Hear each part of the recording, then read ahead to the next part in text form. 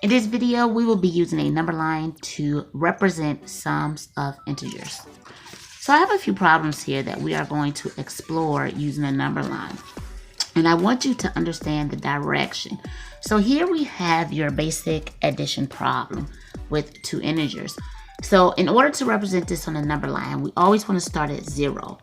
This first add-in lets me know which direction to move in. And since it's positive is to the right in the positive direction. So we're going to go 3 units.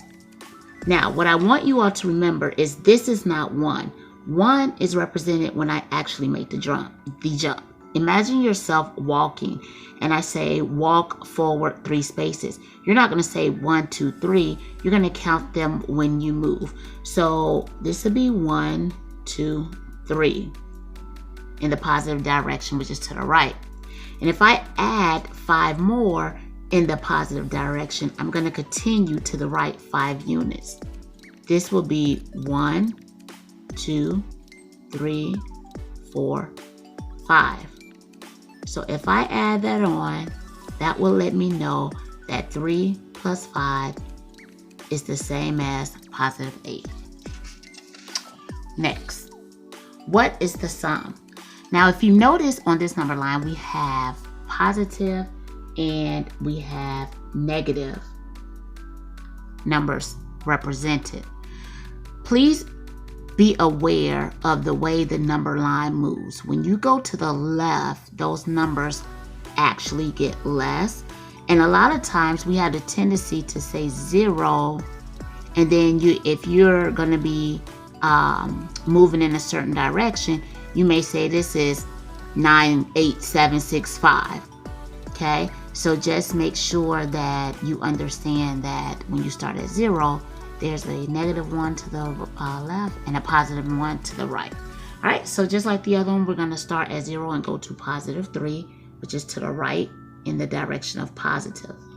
Now, if you notice, the second add-in is actually negative. This is letting me know that I need to go to the left 5 units. So I'm standing here now, and this is going to be 1, 2, 3, 4, 5. So I will turn around and end up here, which is negative 2. Next example. What is the sum? This time we're going to start at 0 and we're going to move to the left because negative numbers are to the left until I get to negative 3. Now the 5 is positive, so that's telling me I need to turn around and go in a positive direction 5 units. So this is 1, 2, 3, 4, 5. And so I will turn around and go 5 units, and I will end up here at a positive 2. Last example. What is the sum? This one consists of a negative added to a negative.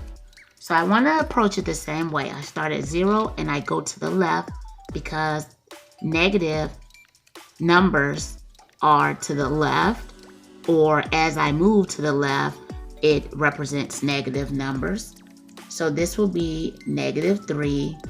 And then I want to add on negative 5 more. So this will be 1, 2, 3, 4, 5.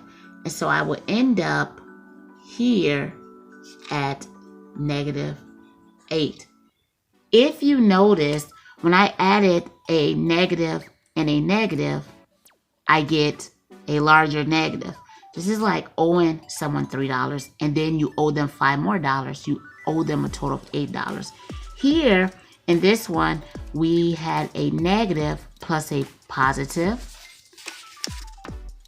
And in this one, we had a positive plus a negative.